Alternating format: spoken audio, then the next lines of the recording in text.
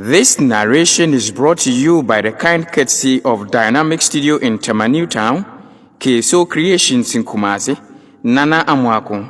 Special mention is made to Mr. Seta J for selling the idea to me.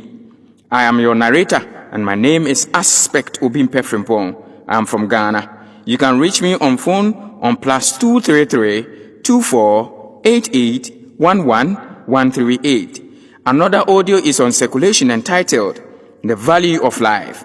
This current audio is however entitled What If Tomorrow Never Comes? Do enjoy and don't forget to share. We were once like you and you will soon be like us.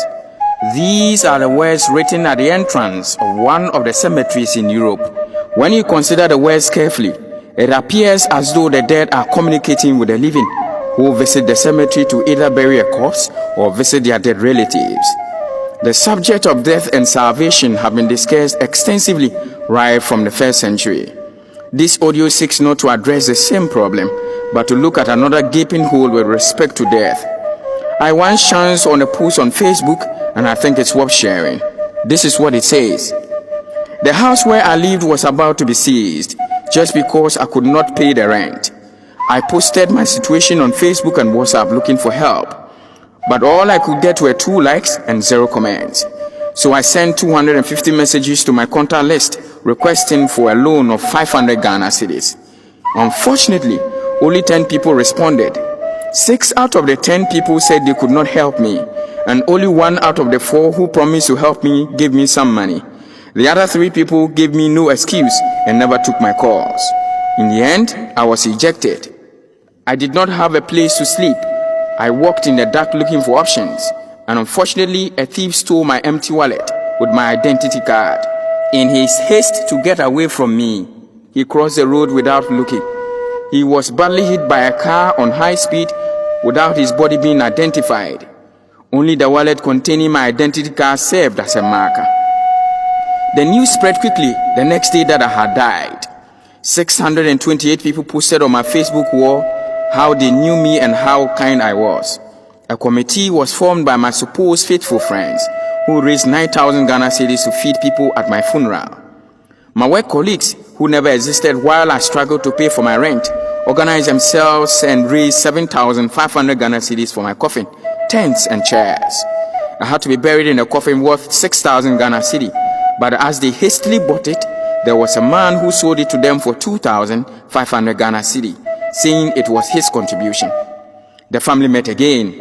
It was a rare opportunity for the family to meet again. For my funeral, the family contributed 2,500 Ghana cedis. Everybody wanted to volunteer to show that they were participating. They printed t-shirts and polos for more than 1,500 Ghana cedis. Imagine the scene when I showed up on the day of my burial. In Ghana, Africa and some parts of the world, people celebrate the dead more than the living.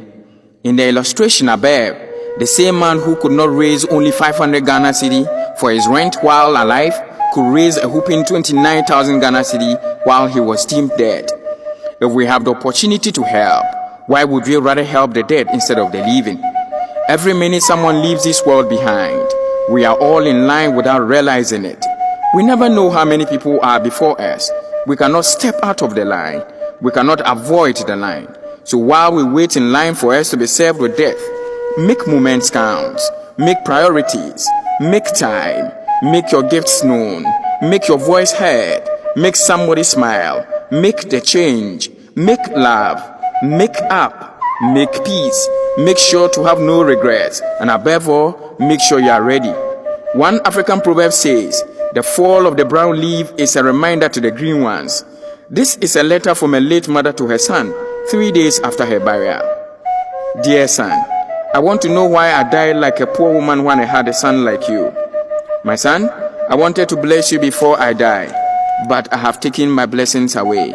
My breakfast, lunch and supper were a challenge when I was alive, but you spent money to cook all types of food, meat and different types of drinks on my burial day. Son, you chose to spread and rub my body with costly fragrance when I was using granite oil as my cream. You dressed my corpse with expensive clothes, while my clothes were in shreds and tatters while I was alive.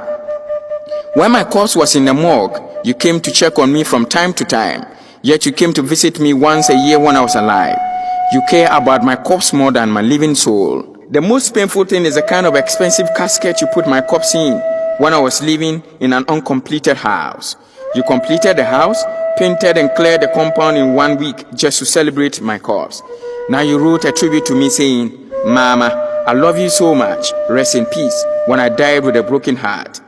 We must appreciate people and invest in them while they breathe and walk the earth. We must not postpone our help till tomorrow. What if tomorrow never comes? This audio is born out of genuine concern for neglect for our family and friends while alive, but will do everything under the sun to lavishly embellish their dead remains while they are gone. I'll finish this with some of the words of Garth Brooks' songs entitled, "What If Tomorrow Never Comes?" Sometimes late at night, I lie awake and watch her sleeping. She's lost in peaceful dreams, so I turn the light out and lay there in the dark. And the thought crosses my mind, if I never wake up in the morning, will she ever doubt the way I feel about her in my heart? If tomorrow never comes, will she know how much I loved her? Did I try in every way to show every day that she's the only one? And if my time on earth were true, and she must face this world without me, is the love I gave her in the past going to be enough to last? If tomorrow never comes, so tell that special person that you love just what you are thinking of. If tomorrow never comes, I believe it is time to polish that life you left neglected. It is time to rise up to touch the life you left unattended to all this while. As we usher in a new year, make the living count more. Touch lives in all places.